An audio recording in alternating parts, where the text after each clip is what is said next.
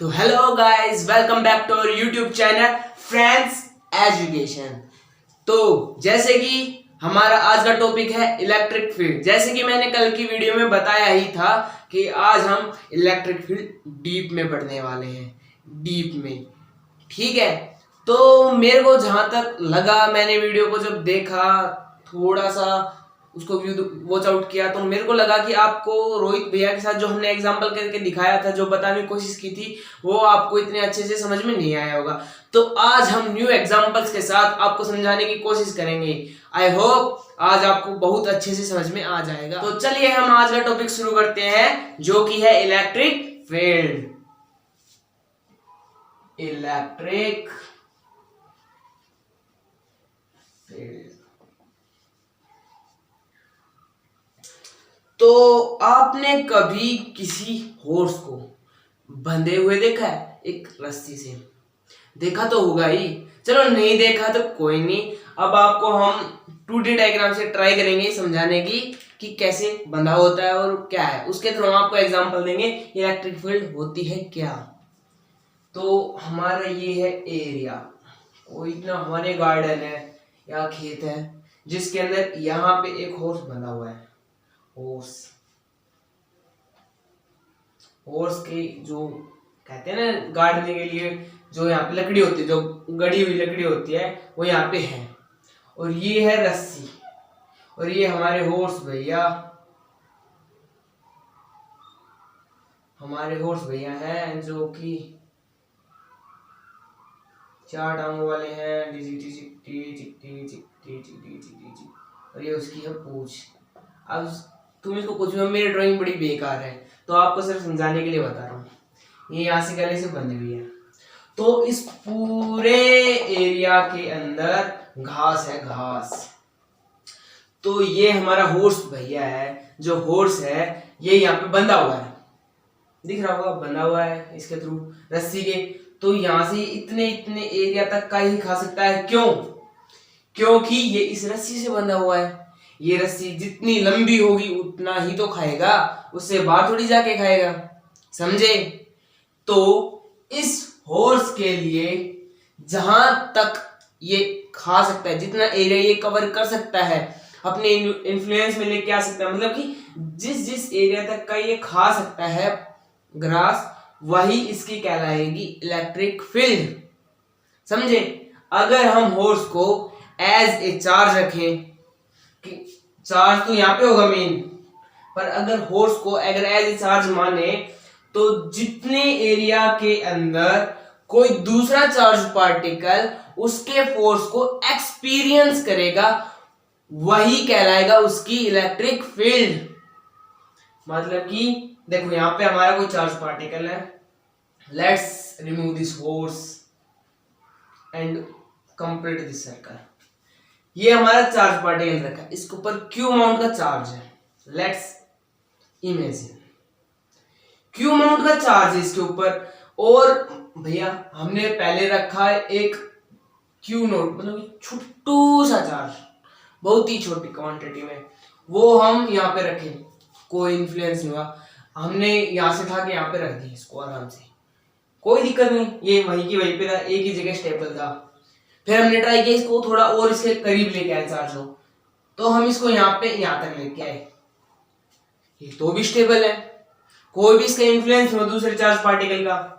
पर जैसे ही हम इसको यहां पे लेके आए, या तो इसके साथ इंटरेक्शन होनी इसकी स्टार्ट हो गई, या तो ये अट्रैक्टिव नेचर शो करेगा या रिपल्सिव। मतलब कि अगर इस चार्ज पार्टिकल को यहां पे रखा, अगर दोनों चार्ज पार्टिकल्स के ऊपर सेम टाइप ऑफ चार्ज है, तो ये इसको दूर भगाएगा, मतलब कि फोर्स एक्सपीरियंस करेगा।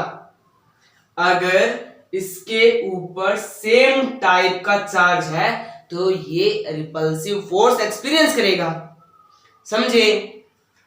अगर डिफरेंट चार्ज है, मतलब कि एक पॉजिटिव एक नेगेटिव हुआ, तो इसको अट्रैक्टिव करेगा। कहने का मतलब लास्ट और लीस्ट क्या है कि ये इस पोजीशन के ऊपर स्टेबल नहीं रहेगा, समझे?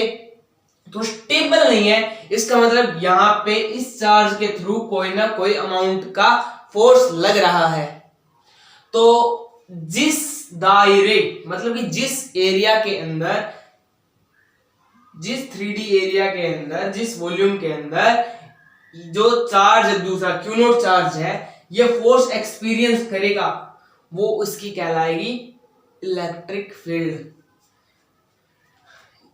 अब देखो अगर ये यहाँ पे है तो इसकी इलेक्ट्रिक फील्ड जरूर थोड़ी वहां तक भी होगी, तो जहां तक ये फोर्स एक्सपीरियंस करना स्टार्ट करेगा उसी पॉइंट से लेकर इस चार्ज तक जो एरिया 3D में होगा उसी को हम कहेंगे इलेक्ट्रिक फील्ड। समझे? आई होप इस एग्जांपल से तो आपको समझ में आ गया ही होगा। नहीं आया तो चलो एक और लेते हैं।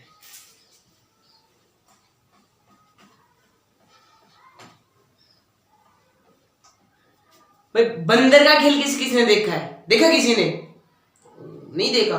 चलो आज मैं बता देता हूं आपको बंदर के खेल के बारे में। एक मदारी होता है, उसके पास एक बंदर होता है, उसको नाचने के लिए कहता है, ठीक है। अब भाई जब भी उस बंदर को नचाना होता है तो भाई रस्सी तो बंधी हुई होती है, जब वो थोड़ी दूर जाता है तो वो रस्सी टाइट पकड़ लेता है मदारी। लेकिन यहाँ पे ये मदारी है अपना और ये है भाई उसका क्या कहते हैं बंदर, मंकी, ये नाच रहा है, इसके थ्रू रस्सी बंधी हुई है।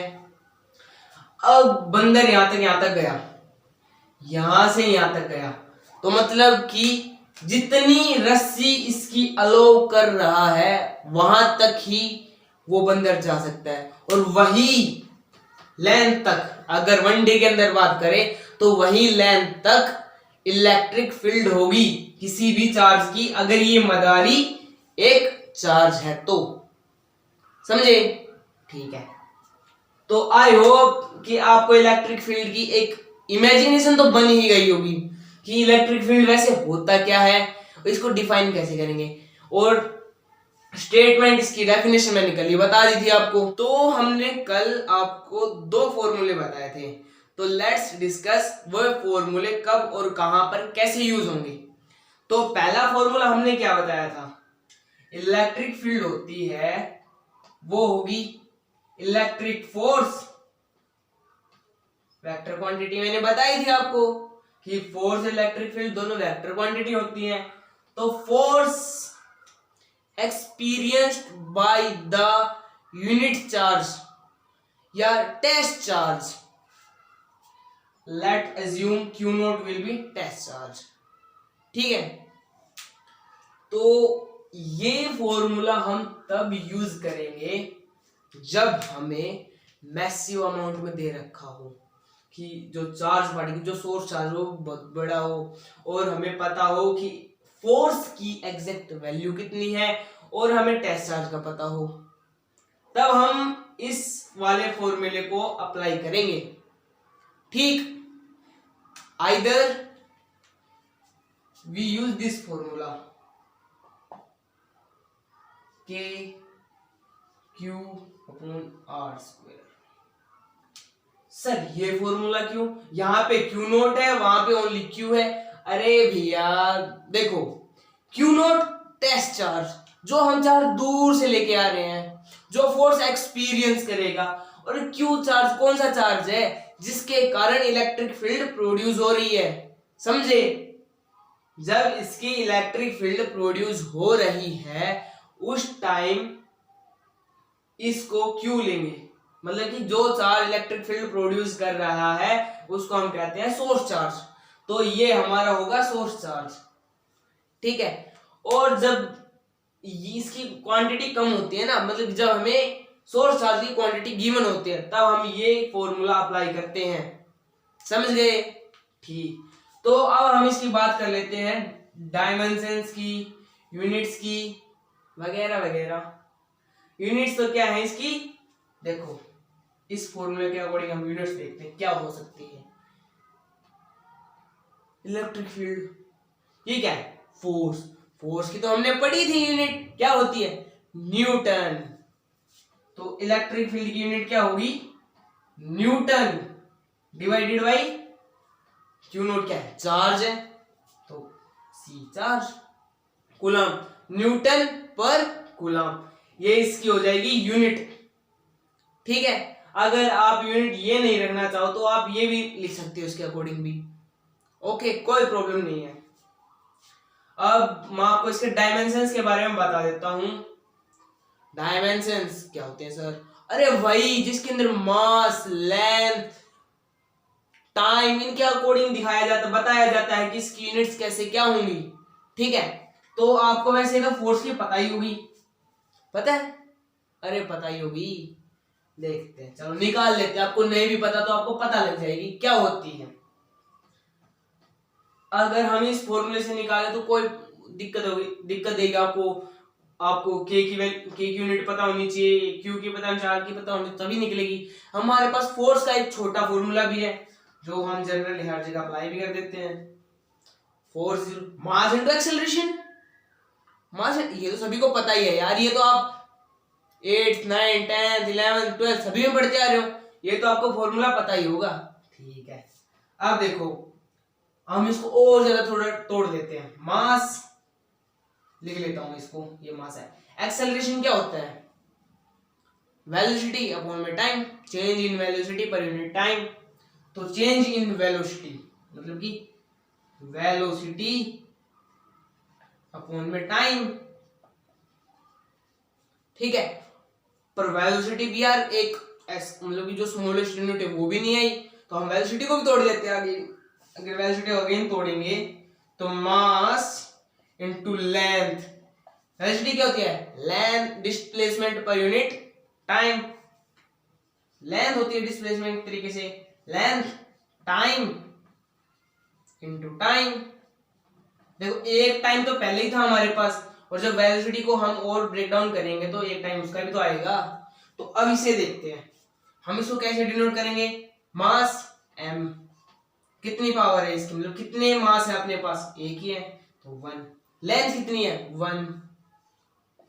यहां पर टाइम 2 है, टाइम 2 है तो t2। आपने एक चीज नोटिस की, ये डिवाइड में है, इट मींस ये डिवाइड में, तो पावर जब ऊपर हम लिखेंगे तो माइनस करके जाएगी। तो आपको ये डायमेंशंस याद होनी चाहिए फोर्स की, ये लगभग हर जगह पूछ ली जाती है और इसी के थ्रू कई डायमेंशंस निकाली जाती हैं। तो आपको अब तो पता ही होगा, हो गया होगा कि फोर्स की डायमेंशन होती है क्या। आप ऐसे ही और भी डायमेंशंस निकाल सकते हो, कोई जरूरत नहीं आप फोर्स की निकाले। अगर आपको फॉर्मूला पता है तो आप और भी डायमेंशंस निकाल सकते हो। और ये डायमेंशंस मान लो फोर्स है, अब भी फोर्स इलेक्ट्रिक फोर्स भी है, ग्रेविटेशनल फोर्स भी है, तो ये फोर्स है ना, ये यूनिवर्सल होगी, इसकी जो डायमेंशन होगा यूनिवर्सल है। जहां कहीं पे फोर्स की बात होगी उसकी ये डायमेंशन आएगी, ठीक। तो फोर्स की क्या होगी? m1 l1 t-2, ठीक है भाई। अब हम निकाल रहे थे किसकी? इलेक्ट्रिक फील्ड की। अब कोई मेरे को बता दो भाई कि चार्ज की यूनिट क्या होगी, मतलब कि चार्ज को कैसे करेंगे डायमेंशंस के अकॉर्डिंग, किसी को पता है? चार्ज की को हमने कूलम वगैरह ऐसी कोई यूनिट तो कभी पढ़ी नहीं, तो देखते हैं। आपने कभी करंट निकाला था? करंट, और वायर्स में जो घर में चलता है करंट, जिसके कारण हमारे पंखे चलते हैं, जिसके कारण टॉर्च लाइट चलती है हमारे घर के अंदर, उसका कभी फॉर्मूला पढ़ा था आपने? हाँ सर पढ़ा तो था। क्या था बताओ तो मेरे को, क्या था फॉर्मूला? करंट आई से शो होता, I is equal to charge, flow of charge in 1 second या थ्रू ए टाइम। यहां से हम निकाल सकते हैं, इजी है बड़ा।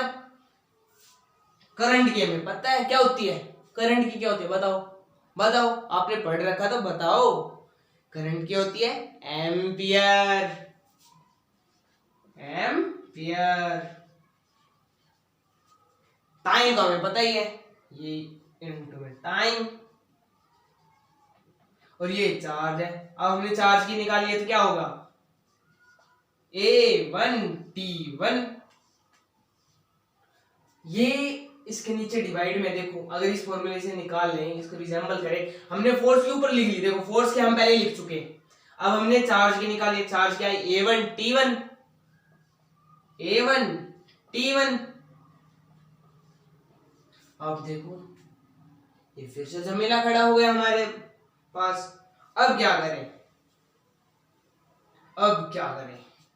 कुछ नहीं करना, सिंपली सोल्व करना है इसको, जैसे हम वैसे सोल्व करते हैं किसी भी चीज को। अब आपने ये तो सोल्व किया ही होगा कभी, क्या होगा इसके, ये तो होता है देखो a raise to power m और a raise to power n होती है, तो इसको सोल्व करेंगे a raise to power m minus n, नहीं यही होती है। तो यही करेंगे तो हम देखो नीचे m नहीं है किसी कहीं पे भी, l भी नहीं है, तो m1 l1, यहाँ पे t है हमारे पास, वहां पे 2 है और नीचे 1 है। तो देखो जब बेस सेम है t तो पावर ऊपर वाले से नीचे वाली सब्ट्रैक्ट होती है, माइनस होती है ना, तो अब हम माइनस करेंगे -1। और देखो a है, वो शुरू वाला केस कहाँ गया, मिटा दिया, कि अगर 10 टू पावर 1 है यहाँ पे, अगर इसको ऊपर लेके जाएंगे तो 10 टू पावर -1 आएगी, समझे, समझ गए। तो कितना होगा a -1। तो जब इसको और ज्यादा सिंप्लीफाई कर लेंगे तो m1 l1 t -3 a -1। ये क्वेश्चन एयरफोर्स में पूछा गया हुआ है, ऐसे डायमेंशंस पूछी गई हुई हैं जो जल्दी से याद नहीं होती किसी को, तो याद कर लीजिए इसको, ठीक है। तो जैसा कि मैं इतनी देर से आपको बता रहा हूं कि इलेक्ट्रिक फील्ड भी एक वेक्टर क्वांटिटी है, तो सर अभी तक तो हमने इसके सिर्फ मैग्नीट्यूड की बात की है, डायरेक्शन कहां से कहां तक होगी, बताता हूं सब्र करो। देखो जो पॉजिटिव चार्ज होता है ना और नेगेटिव चार्ज दोनों ले लेते हैं, तो पॉजिटिव चार्ज से नेगेटिव चार्ज की तरफ हम जाते हैं तो वाई डायरेक्शन होती है इलेक्ट्रिक फील्ड की, ठीक, कि पॉजिटिव से, ओ शिट हमने वहां पे भी पॉजिटिव लिख दिया, sorry negative, I mean negative, कि पॉजिटिव चार्ज से नेगेटिव चार्ज की तरफ हमारी डायरेक्शन होगी किसकी, इलेक्ट्रिक फील्ड की।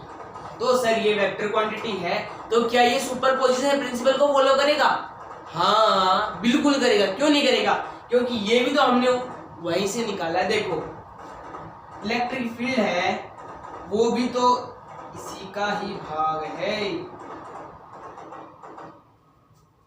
ये क्या कर दिया सर, अरे भाई ये कुछ नहीं किया, देखो इसके नीचे क्यू नोट लिख रहा था मैं, अगर हम ये क्यू नोट यहां से यहां पे ट्रांसफर कर देंगे तो कोई प्रॉब्लम थोड़ी है, ठीक है।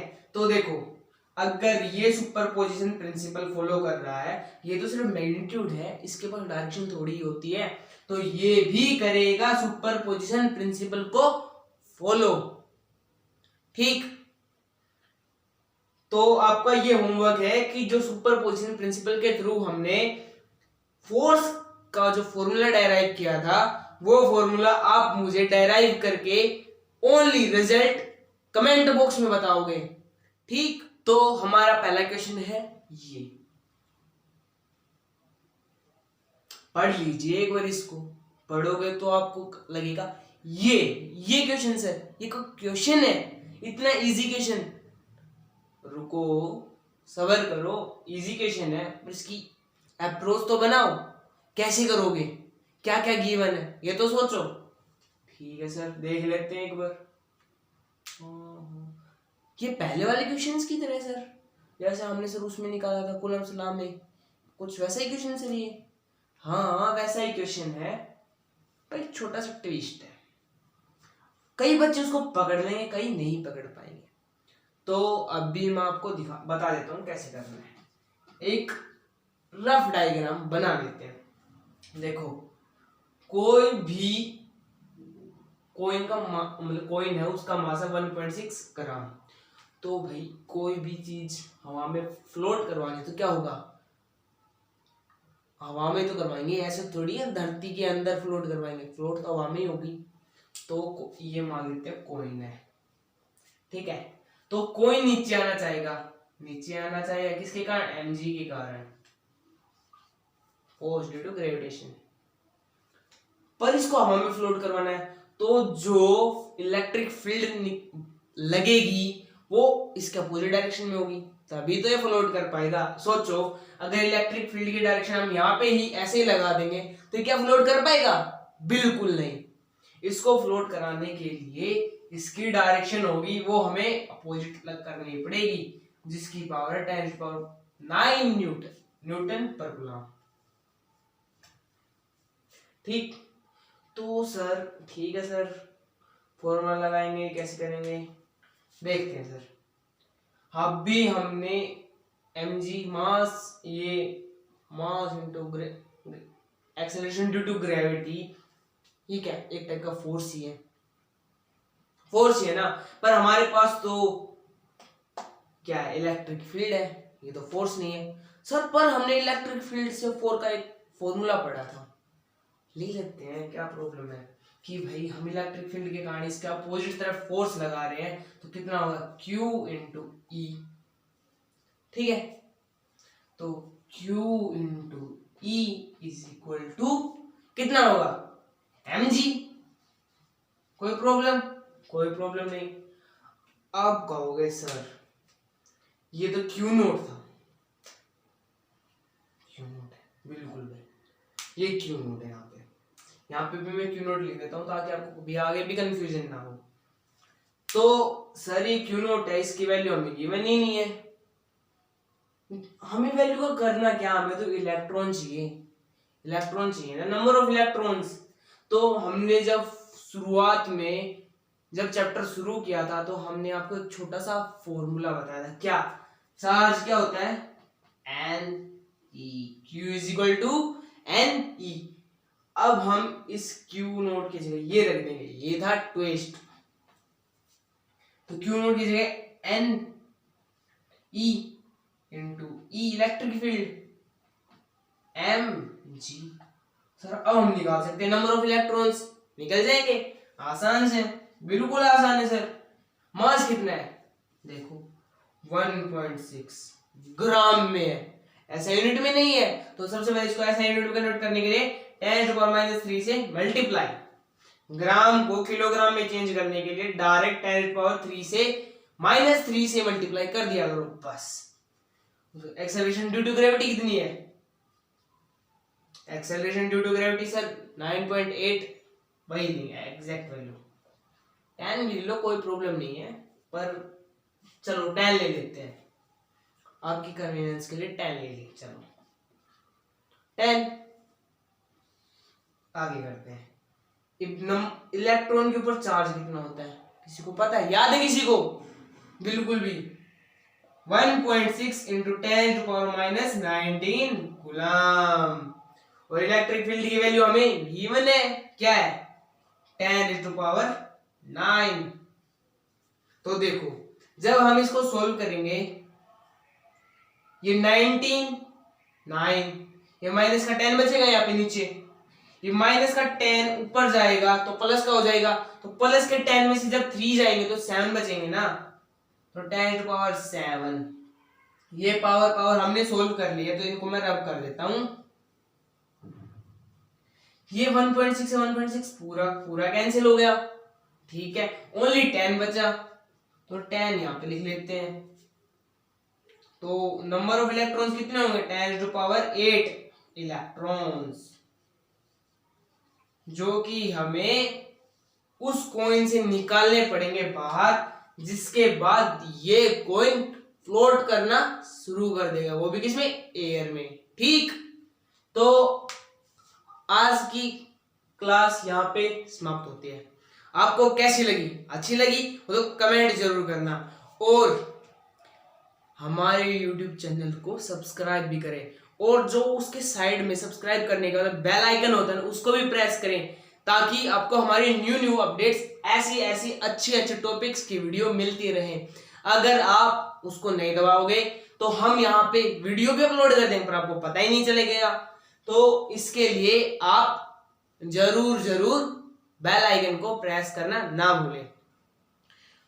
और एक छोटी सी हेल्प और चाहिए थी, जहां तक आप इस वीडियो को शेयर करें वहां तक कर दीजिए, ताकि जो आपके भाई बंधु हैं वो भी इन वीडियोस को देखकर अपने बेसिक्स को स्ट्रॉन्ग कर पाए।